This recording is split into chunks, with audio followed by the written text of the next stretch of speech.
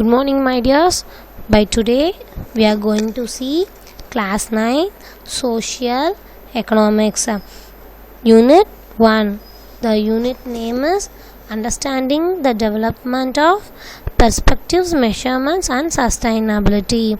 This is our Part 3 video. Okay, what we have seen in the before section?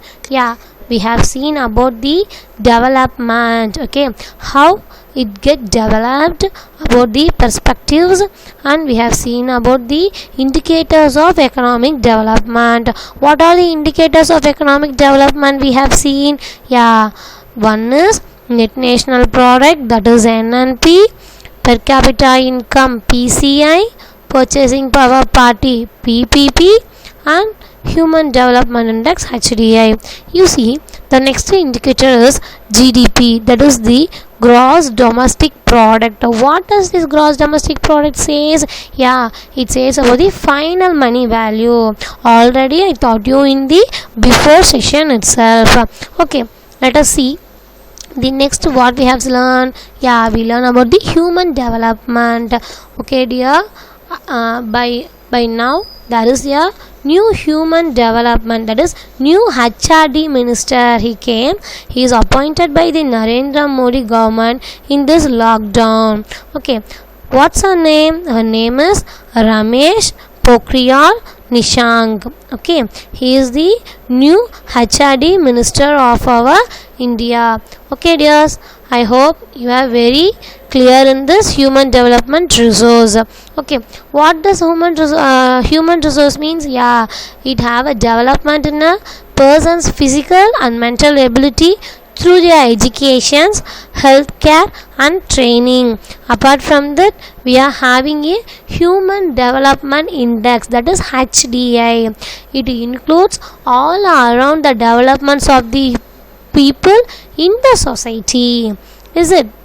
So, human development index, it says about the birth and the average education level, and it also says about the living standard of.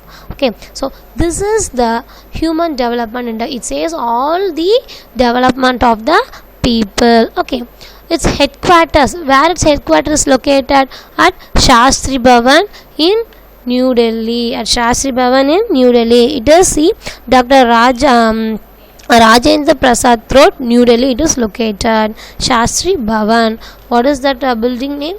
The headquarter name is Shastri Bhavan. It is located in New Delhi. Okay dears, let us see. By today's topic is sustainability of development. What is mean by sustainability?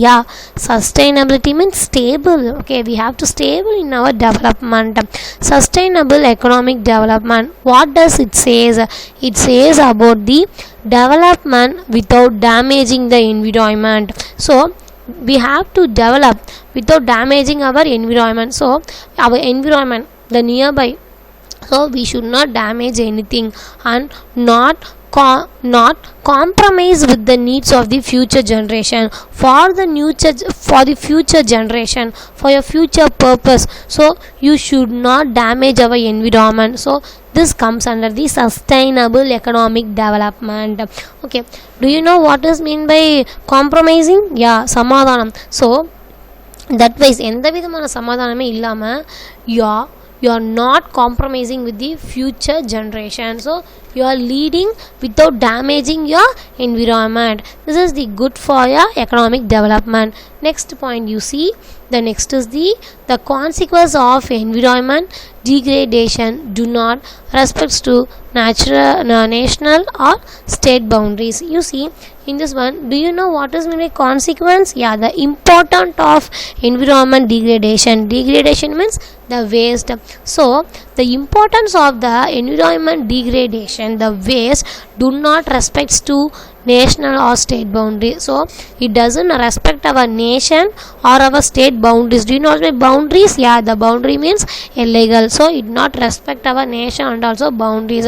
So it is not good. Then sustainability of development. What is the sustainability? How it get developed? It get developed only by the knowledge peoples and the literacy peoples. Who are the literacy peoples? They are known to read and write. So they are the literacy. So the new area, one area, it is a new area.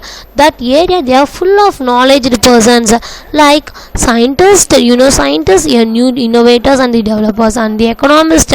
Yeah, economist means பொருளாதாரவியல். So philosophers and the other social scientists are working together. So like that, many social scientists, they are developing together for develop the sustainability. I show you the picture you see here. This sustainability, it deals with this three. What are the three importance? What are the three consequences you see means the environment, economy and society. So these are the three consequences this sustainability it consists. So without this three we cannot live. Okay, that comes under the sustainability. So then only it get developed. With this two, when whatever it is like environment and whether it is a society. Okay, if the economy left, what happened? The sustainability doesn't work.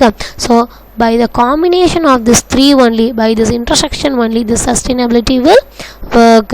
Is it yes? So economy, society and environment, these three combine together and they form a sustainability. They will very stable in their development.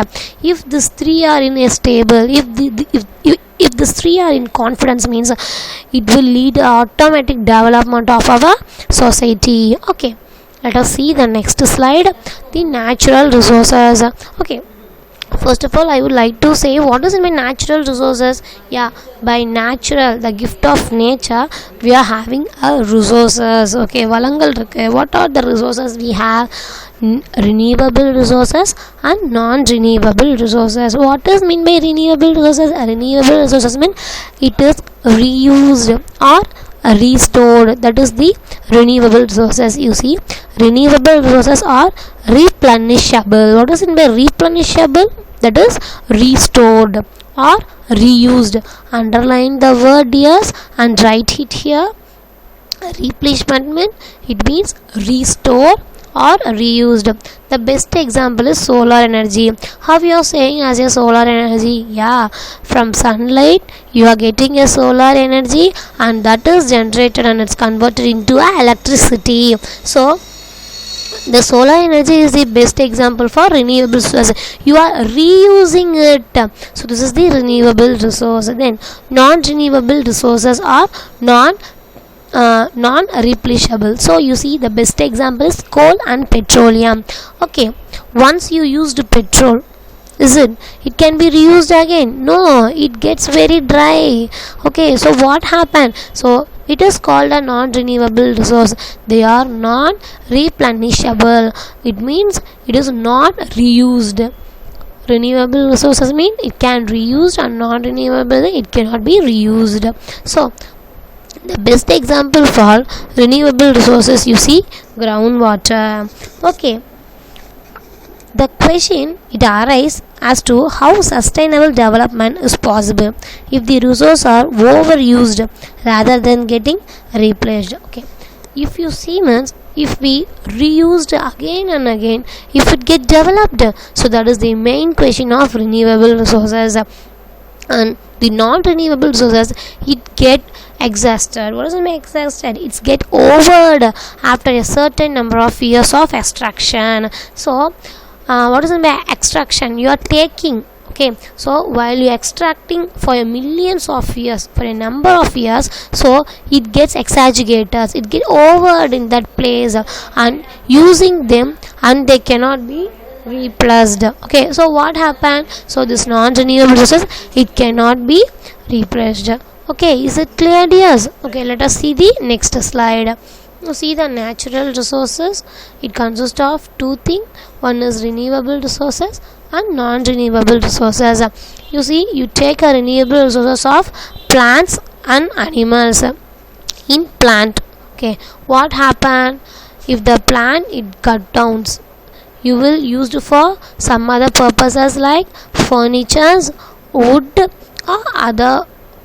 And if you take an animal, if animal it get buried or it get decomposed, it will used for, very good, it is used for like what we can say means the skin it get very useful, and the bones of the animals it is very useful. So the flesh, the meat, so everything we get used, so it is a reusable things. After it get decomposed also, after it get dead also, we are using it, the plants and animals. So this comes under the renewable resources. Okay, non-renewable resources means it cannot be replaced again. Minerals. Okay, first one is minerals. Yeah, do you know minerals? Yeah, the iron, copper, steel, these are the minerals. Once it used, it cannot be reused.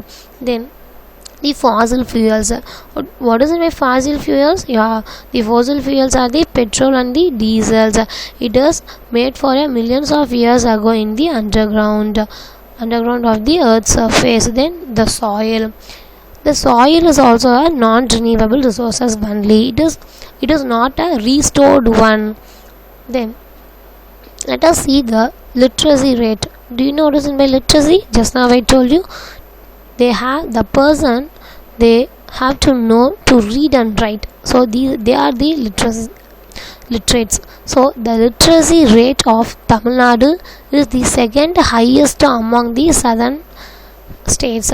So the first is our Kerala, second place we goes to our Tamil Nadu only. So in literacy rate, Tamil Nadu is the second highest. Then Tamil Nadu's literacy rate is higher than the national average.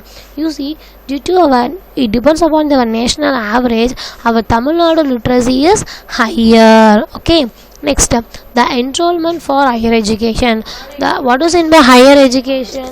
The higher education means the college level. Okay, so the enrollment for higher education in our Tamil Nadu is the highest in our India. Okay, let us see the next slide of this picture. While seeing this, it is very easy for you. See, the first one is the literacy rate percentage. Okay, who are the literacy rate percentage? Yeah, those who are known to learn and write. By 2011 census, Andhra Pradesh, Karnataka, Kerala, Gujarat, Tamil Nadu, Uttar Pradesh. So these are the states. Now we are going to see about the literacy rate and sex ratio and the enrollment in the higher education. You see, first the literacy rate percentage. In Andhra Pradesh, you see 67.07 literacy rate. In Karnataka, 75.36 of literacy rate we have seen in our 2011 census. Then in Kerala, 94 percentage, Gujarat 78.03, Uttar Pradesh 69.72, and in our Tamil Nadu 80.09. All over our India, all the states it's combined and give 74.04. Okay, you see which is the literacy rate percentage is high in this? Yeah, Kerala. So the literacy rate percentage is high in Kerala only. It is a 94 percentage. Beneath the next, apart from Kerala, you see means our Tamil Nadu, it consists of 80.09 literacy rate percentage. Okay, let us see the next, the sex ratio. Sex ratio means we are going to see the sex of female and males and females by the ratios. Who are the males? The boys, and females are the girls or women. You see, in Andhra Pradesh, out of 1000 we are having 993 females. Okay, in Karnataka, out of 1000 we are having 973. Then in Kerala, out of 1000 males we are having 1084 females. So in the sex ratio also, this Kerala it leads a first place. Then in Gujarat, out of 1000 males we are having 919 females. In Uttar Pradesh we are having 912 females. And in our Tamil Nadu we are having 996 females. All over the India you are having the approximate of 943 females. So in our previous what we can say, in the ancient time, the peoples they are not used to born a female baby. By now in 2011 census, we are equal to the males, is it? So you see here the first place goes to Kerala and the second place goes to our Tamil Nadu with 996%. Okay, let us see the third one. Enrollment in higher education percentage. What does mean by higher education? Yeah, the entrance in the college level, it is the higher education. So Andhra Pradesh, in this Andhra Pradesh, those who are learn higher education is 30.8%, Karnataka 26.1, Kerala 30.8. You see here, Andhra Pradesh and Kerala, it leads a same position of 30.8% of 30.8 education, 30.8% of higher education. Okay, in Gujarat you see 20.7, and Uttar Pradesh you have 24.5%. In our Tamil Nadu, it leads the first place in higher education, that is 44.3%. In our India, you see the total state, it consists of 24.5% all over our India. So higher education is very good in our state of Tamil Nadu. It leads 44.3%. Is it dear? Are you clear in this picture? Yeah, Kerala, it takes 2 place in the literacy rate and sex ratio, but in the higher education, our Tamil Nadu, it leads the first place. Okay, apart from that, we can going to see the second slide. Renewable resources are, it is replenishable resources. Okay, already I told you, it cannot be reused, or it gives a political free and environment friendly. Environment friendly means eco friendly. So this renewable resources are pollution free, so there is no pollutions of what we can say, dust, moss, so everything. So there is no any vehicle pollution, so they are pollution free and eco friendly with us. So these renewable resources are pollution free and environmentally friendly, that is eco friendly. Okay, so these resources take a short time for renewal. So this takes a short time for renewal. It takes very short time for renewal. Renewal means it is reused. Example, solar energy, wind energy, water, wood and paper. You see, so if solar energy, from the sunlight you are getting a solar energy, then this is generating to form a electricity. Then wind energy also, it produces a energy of electricity. Then water, you see this water, what happened in this water in Mettur dam, you see, by the stream of water they used to form a thermal energy. Then it makes a wood. If the wood from the tree, if it's broken means it can be reused. Okay, then the paper. So these are the best example of renewable resources. Then non-renewable resources are non-replenishable resources. So this non-renewable resources, it get pollute and it may damage every environment. So the difference between the renewable resources and non-renewable resources, you see, means renewable resources, it pollution free and eco friendly, but in non-renewable resources it pollute and it's damage our environment. Millions of years are needed for the formation of these resources. So this non-renewable resources, it takes to form a resource for millions of years.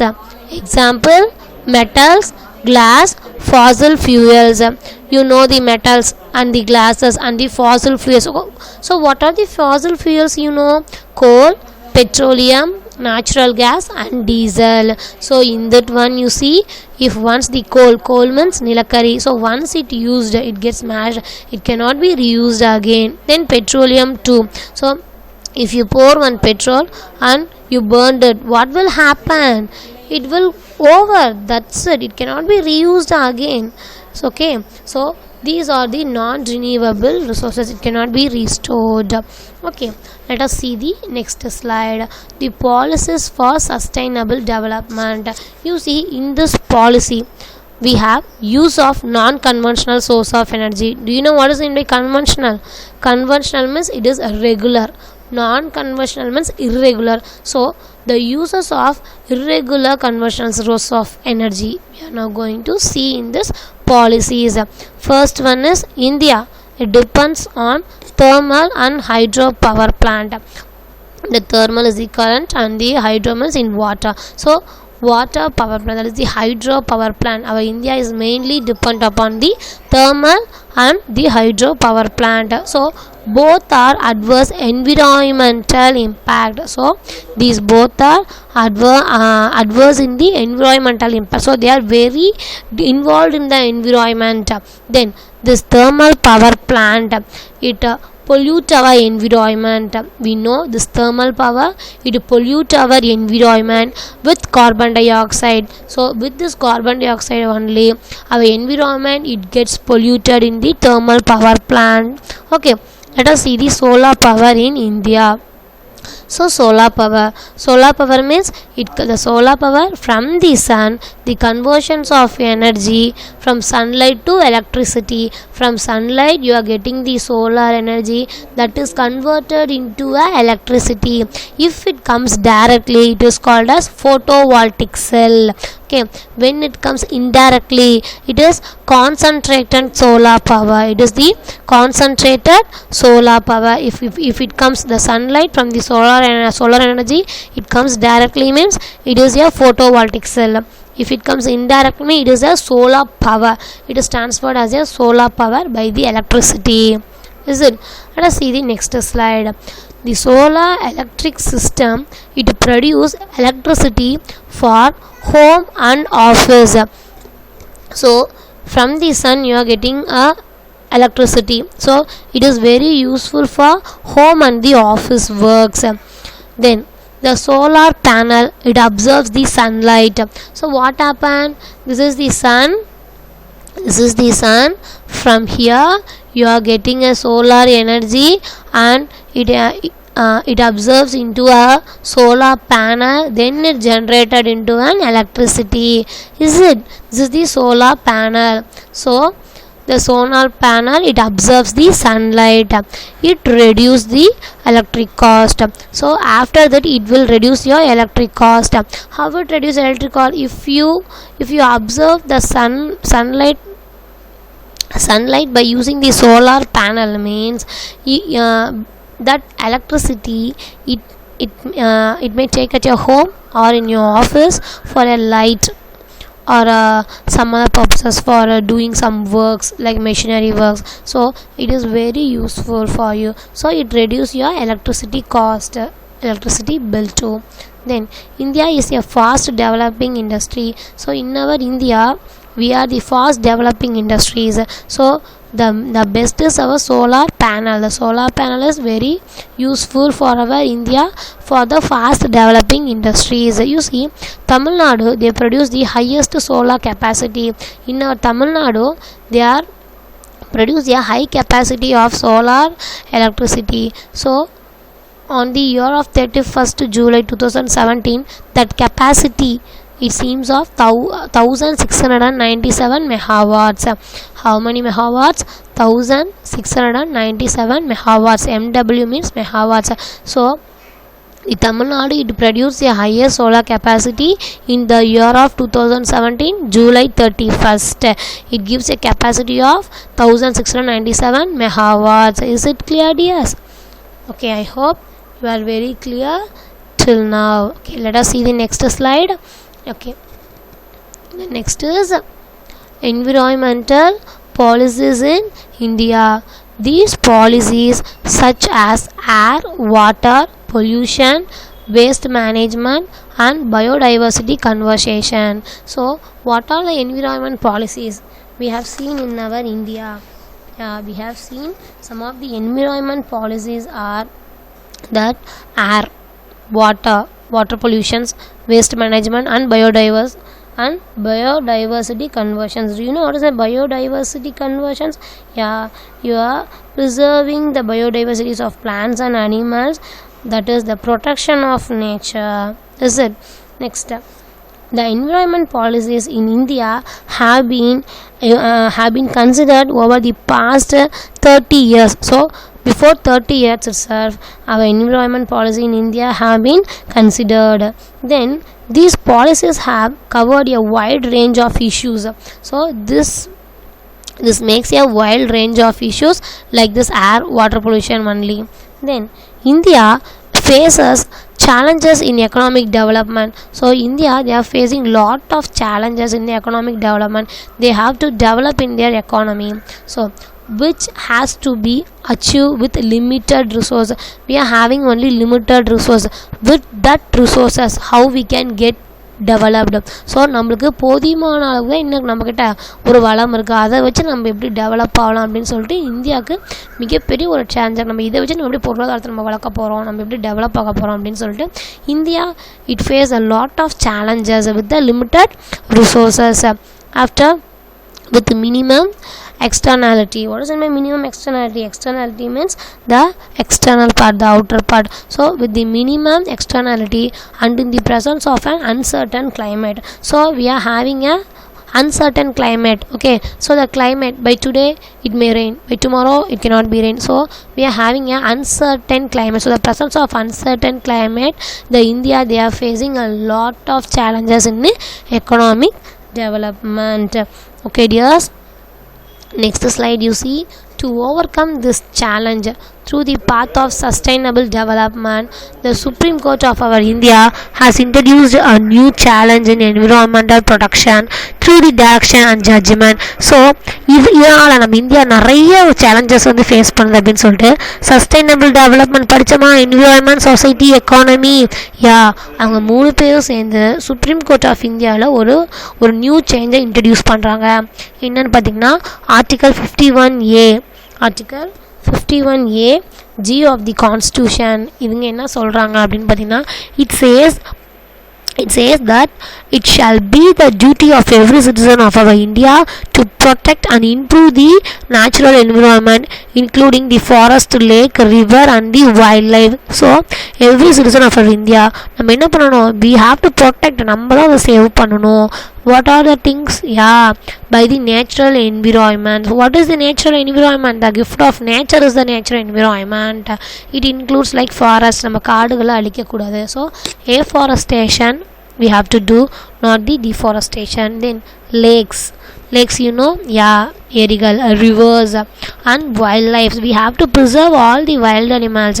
So wildlife and to have the compassion for living creatures. Next, development increases the quality of life. If you get developed, it will increase your quality of life. Then your life will get quality. Okay, it get quality. Then that people will have higher income.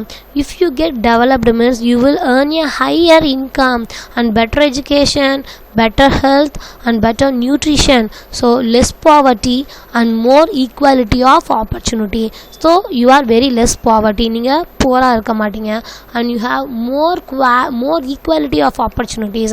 So if you are get developed means you are getting more opportunities, more equal opportunities than other. Okay dears, so by today what we have seen about the sustainability of development. We have seen today about the sustainability of development and about the natural resources, that is the renewable resource and non-renewable resource. Then the literacy rate of our Tamil Nadu. Then we are seeing this table column of literacy rate percentage, sex ratio and the enrollment in higher education. After that we are used to see the policies for sustainable development and how the solar power it works in our India. Then the environmental policies in India. Okay, this environmental policies, it makes a list in our India. Okay, by next section we are going to see about the list of environmental acts in India. So what are the act it has put என்னென்ன விதிகள், act means விதி. So what are the act they are put in our India by the Supreme Court? The Supreme Court of India, they has interrupted and introduced a new changes in our environmental protection. So By next class we are going to see the list of the environmental act of our India only. Thank you dears. Please recall everything.